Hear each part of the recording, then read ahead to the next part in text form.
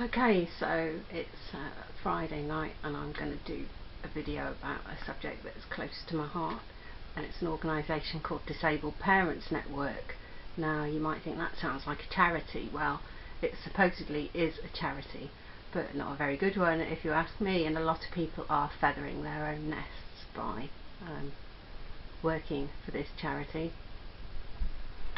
So let me tell you where the story started for me, and that was when I had my daughter. When she was first born, I realised I was going to need a bit of help looking after her, so I rang these people, Disabled Parents Network, and they told me just go to social services, you'll be fine. You might run into a few problems along the lines of this and this, and they gave me some lovely glossy leaflets that they sent out to me in the post telling me how I could deal with these problems.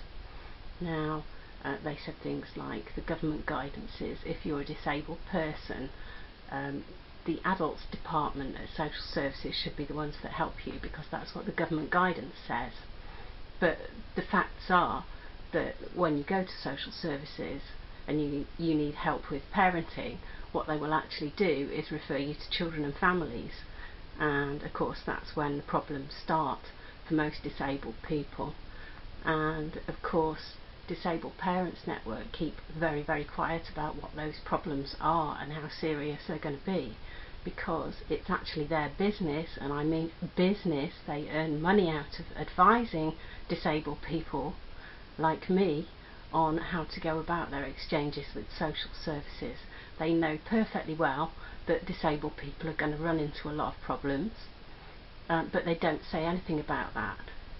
Their glossy leaflets are quite helpful, but if you've ever been through this, you will learn the hard way that glossy leaflets don't help you a lot when you're dealing with children and family social workers.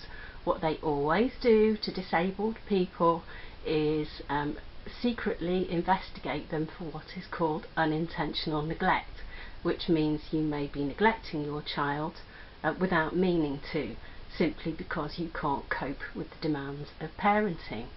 What the government guidance says is that if you have a disability, you ought to be given money which you can then spend on childcare and so on, but you are the person with the disability. It's nothing to do with your child, and it's not your fault that you've got a disability and all the rest of it. So from the government perspective, it all sounds very, very good until you actually are on the receiving end of what happens at councils, and that is bad. As we know from the records that I've got under my Freedom of Information request, which is known as a subject access request, right from the beginning, this is what children and families were doing with me. They were secretly investigating me. They didn't tell me anything about this. They just went ahead and started to spy on me, looking on my Facebook page, blah de blah, all of it, which is absolutely unethical if you ask me. I was somebody that went to them for help. I was not a person who was in any way trying to play the system. I was asking for help to be the best parent that I can be. Obviously I just got met with suspicion. At one point in time I was doing leaflets for Disabled Parents Network. I was going and giving talks to social workers about what Disabled Parents Network do. I was even helping the council promote their direct payment stuff. And all I have to say is that I'm just a middle class fool who didn't realise that social services are just the same as they've ever been. They weren't out to help me, they were just out to try and remove my child, and that's very simple. Now, when I realised that this was the case, and that what I'd been told by Disabled Parents Network was not true to an extent, I was very annoyed with that. I stopped doing the things that I was doing to promote stuff with the council, and I stopped volunteering for Disabled Parents Network, because on their website they've got a forum for service users. I started to tell the truth about what my experiences were, and they banned me. So you can see what the management at this place is like, and basically what they are doing is feathering their own nest. If they advised people properly, they gave them the correct advice, which is to go nowhere near social services and manage the best you can on your own, they wouldn't have a business. And that is what charity is to them. It's a business, it's their pay packet at the end of the day. They are exploiting people like me, who are at the bottom of the pit, for their pay at the end of the day. It's not very ethical.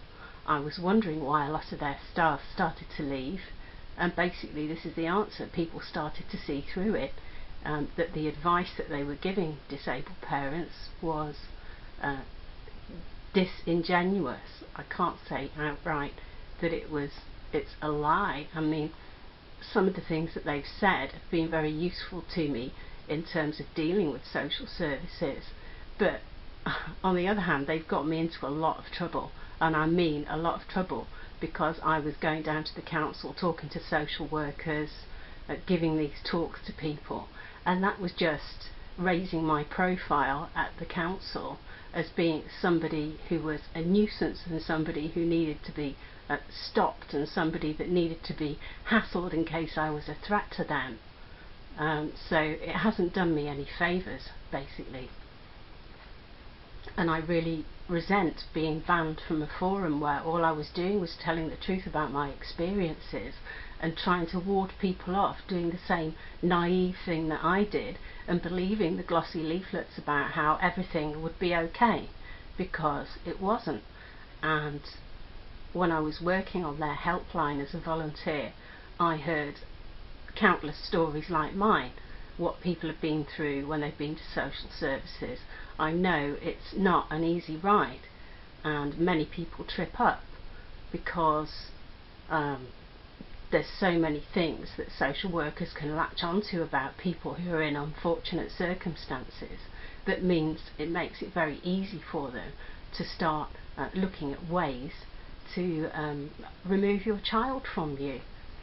So what I'm going to do now is actually give you some advice, if you are a disabled parent, of ways of coping without involving social services, and that is more useful advice. The best advice of all is just to stay away and find ways of managing on your own. Now I've got to read this off a sheet because I can't possibly remember it all. Number 1, top tip: if you actually get along with your family, and not all disabled people do, and not all disabled people have a supportive family, they might be on their own. My family are not very good, which is something that social services have used to their great advantage. If you get along with your family, then enlist their help. Get them babysitting so that you can have a rest. Anything to avoid you having to go anywhere near social services. Now, if your family is a pain in the butt, for goodness sake, move somewhere where you have a spare room and get yourself an au pair. Au pairs are not expensive. You can privately recruit them yourself. You can get one through an agency so as to make sure that they're vetted. Get references by all means, but you know that means that you've got somebody there to help you, and maybe even help you a bit with your housework or whatever, which is something that is actually very difficult to get help with through social services. Find other ways of getting help that are nothing to do with social services. One of these things that you can do is to find a friendly childminder. Childminders are very cheap. One of the things that you have to bear in mind is that if somebody complains about you or makes allegations about you to social services because you are disabled, and they think you might be having trouble coping, which is something that many people do, often unfairly and without knowing much about a person. They see your wheelchair or your walking stick and they think, well, how can they manage anyway? You have to make sure that you do things by the book and in ways that social workers would approve of, so that you can basically tell them to get lost when they start asking impertinent questions about you. So if you are going to use a childminder, make sure that they're registered with Ofsted, and make sure that they've had good reports from from Ofsted as well.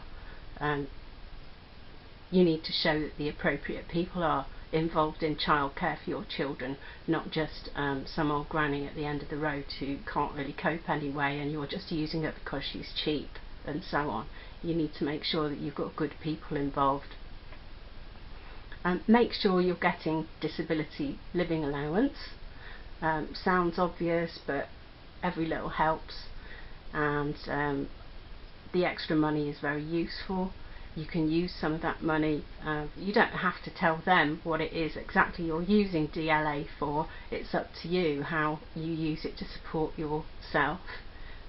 So you can use some of that money for equipment that helps you. Go to Citizens Advice Bureau, talk to them about what extra money you can get. Quite often, for any parent, disabled or otherwise, you can get a grant if you're in difficult financial circumstances. That means you can use that to pay for some equipment. If that is equipment that relates to your disability, then that's as good as any other thing. I had a playpen with a door that I could walk into without having to lift my child in and out of it. Numerous other things that have helped me manage on my own. If you go to a playgroup or a similar thing, watch out for the playgroup leaders. Playgroup leaders are people that quite often have links to social services in one way or another. They are concerned with what is called safeguarding. Safeguarding means keeping an eye on anybody who might be a danger to their own child in any way, shape or form. So if the playgroup leader starts asking you how you're coping, you say, very well, thank you. Do not start thinking they're your friends, or you can talk to them about how you might be a bit down in the mouth some days. They might interpret that as you're depressed and you can't cope. The same thing with health visitors that come round. Just make sure that you tell them that you're managing. Maybe it's not entirely truthful in some circumstances. Everybody has a day when they might not be feeling so great, or something bad happens that makes them feel a bit down. That doesn't mean that you're clinically depressed or anything else that they can make much of. So just be careful of people that may not be very supportive of disabled people. It is a sad fact in our society that some people just do not like disabled people. Things like walking sticks and so on give them the creeps, and they use their position of power to make your life more difficult instead of easier. They may even think some things like, for example, my daughter's very small. I'm very small myself, actually. I'm about 5'1½", and some people have tried to make out that this is a problem. You know, it's not a problem, it's just genetics. I'm afraid I'm a short person, my family are short people, and that's it, end of the story. I think that's mainly it, actually. Some people, when they call social services about disabled parents, think that they're helping you and that you might get something good or useful out of it. As I've said in my other videos, it's highly unlikely, I'm afraid, given the culture that exists in social services. From my time at Disabled Parents Network, the one useful thing I have learned out of it is the stories of disabled people all around the country, and no matter where they are, they might be in Birmingham, they might be in Tyneside, anywhere else, all their stories are very, very similar. Some people have actually had to move and completely relocate out of county just to get away from the constant harassment by these people, and that's what it is. So once again, that is my number one tip. Just avoid social services like the plague. Good night.